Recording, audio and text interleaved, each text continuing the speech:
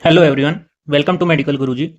Till now we have discussed the classification of antibiotics, then mechanism of action, then the spectrum of activity, then we discussed the pharmacokinetics and pharmacodynamics, and then in the last lecture we discussed the uh, empirical therapy, definitive therapy, prophylactic use, and stewardship and rational prescribing.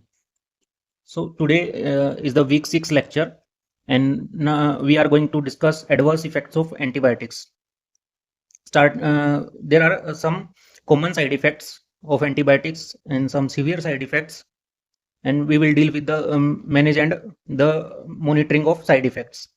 So starting with the common adverse effects, first common adverse effects are gastrointestinal effects. This includes symptoms like nausea and vomiting. Many antibiotics, especially macrolides and tetracyclines, cause nausea and vomiting as they irritate the GI tract.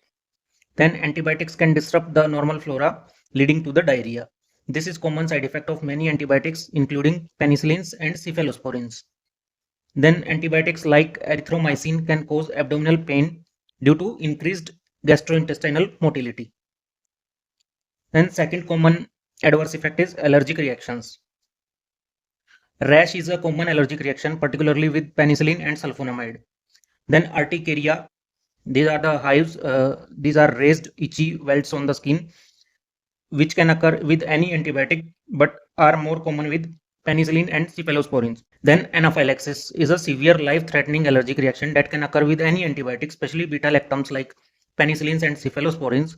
Symptoms include difficulty breathing, swelling on the face and throat, and a rapid drop in blood pressure. Third common side effect is photosensitivity. It is increased sensitivity to the sunlight. Antibiotics like tetracycline and fluoroquinolones can make the skin more sensitive to sunlight, leading to sunburn or skin rashes upon exposure. Fourth common side effect is yeast infections like candidiasis. Disruption of normal flora can lead to overgrowth of candida, causing oral thrush or vaginal yeast infections. These are more common with broad spectrum antibiotics. Then the second category is severe adverse effects. First one is nephrotoxicity. It's the kidney damage mainly caused by aminoglycosides like gentamicin and vancomycin can cause nephrotoxicity, and it lead to the acute kidney injury. Monitoring kidney function is crucial when using these antibiotics. Second is hepatotoxicity, that is liver damage. Antibiotics like isoniazid, rifampin, which are used for tuberculosis treatment, and macrolides like erythromycin, these can cause liver toxicity leading to the elevated liver enzyme, and in severe cases it can also lead to liver failure. Third one is ototoxicity, that is hearing loss. Aminoglycoside can cause damage to the inner ear, leading to hearing loss and balance issues. This is dose dependent and requires careful monitoring. Fourth severe side effect is Clostridioides difficile infection, CDI. Severe diarrhea and colitis can caused by broad spectrum antibiotics like clindamycin, fluoroquinolones, and cephalosporins, which disrupt normal flora of gut, leading to overgrowth of Clostridium difficile. This results in severe life-threatening diarrhea and colitis. Fifth severe side effect is hematologic effect, that is effect on bone marrow. Some antibiotics may suppress bone marrow like chloramphenicol, leading to aplastic anemia. Monitoring blood count is essential when using this antibiotic. Second in this category is hemolytic anemia. Antibiotics like sulfonamides can cause hemolytic anemia, especially in individuals with G6PD, that is glucose 6-phosphate dehydrogenase deficiency. Sixth is neurotoxicity, includes seizures and peripheral neuropathy. High dose of penicillin, cephalosporins, and fluoroquinolones can lower seizure threshold, leading to seizures.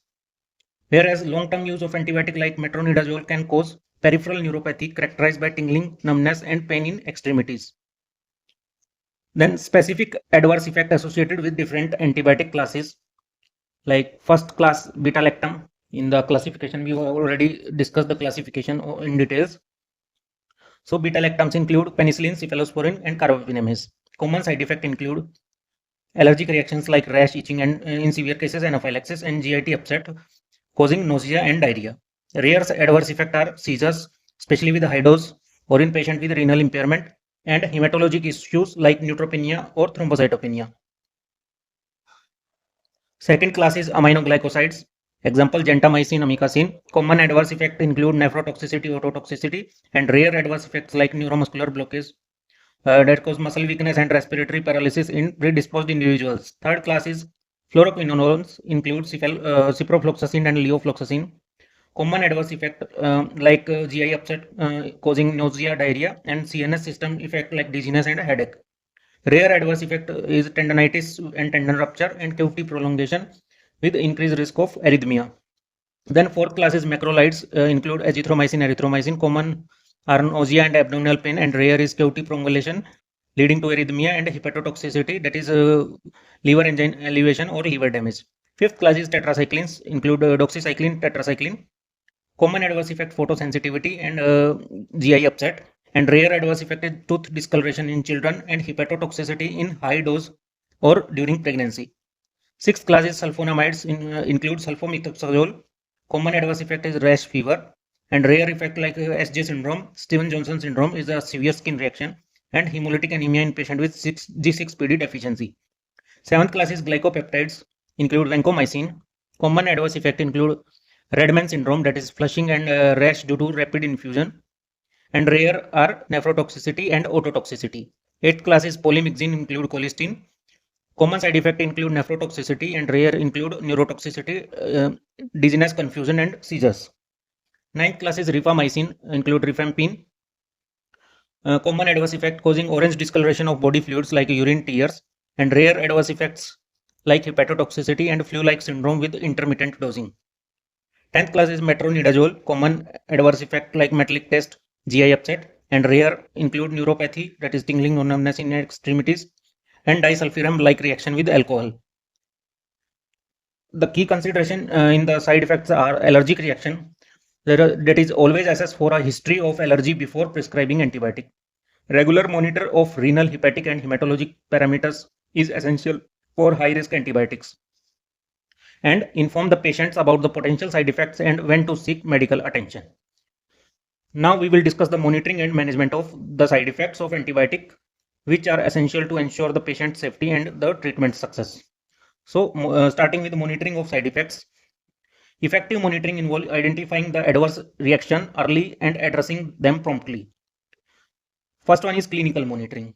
Clinical monitoring by watch for symptoms such as rash, itching, difficulty breathing, or anaphylaxis, particularly with beta-lactams like penicillins and cephalosporin.